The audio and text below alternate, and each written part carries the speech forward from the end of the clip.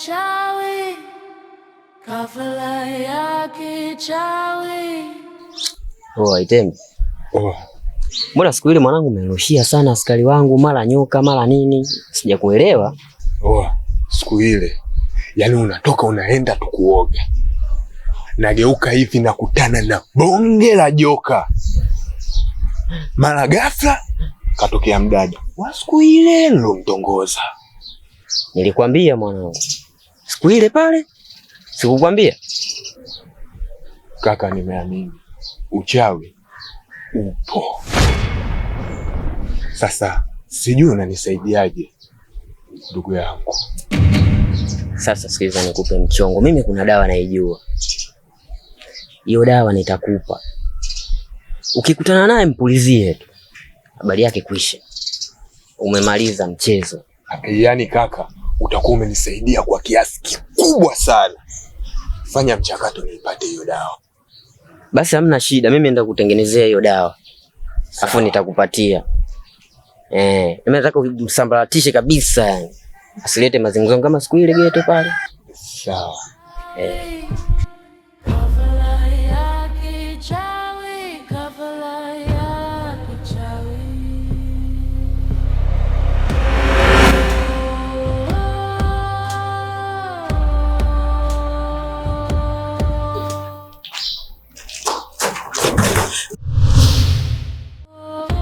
Jamani mwanangu naye nini? Mbona kuchana pressure hivi lakini? Sio pressure. Mimi nilikwambia masuala yako ya uganga sihataki kuyasikia wala kuyaona. Ila wewe ukaniona mimi si kama kitu gani. Ona sasa leo nimetaka kuliponza jicho manyoya huko barabarani.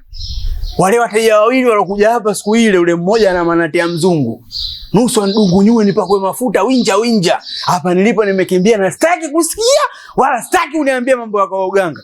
Kwa nini umeshindwa kuongea nao? Sasa naongea nao nini?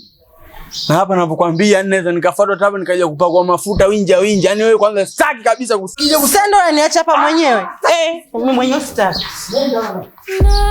Najaribu kukimbia lakini nafungwa. Kama tulivyoongea, kuwa makini.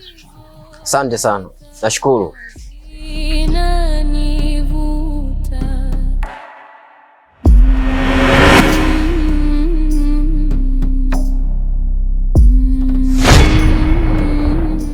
Umefika hadi huko?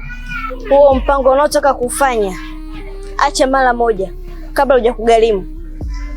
Hapana, siwezi kuacha. Nataka nimsaidie rafiki yangu. Sawa.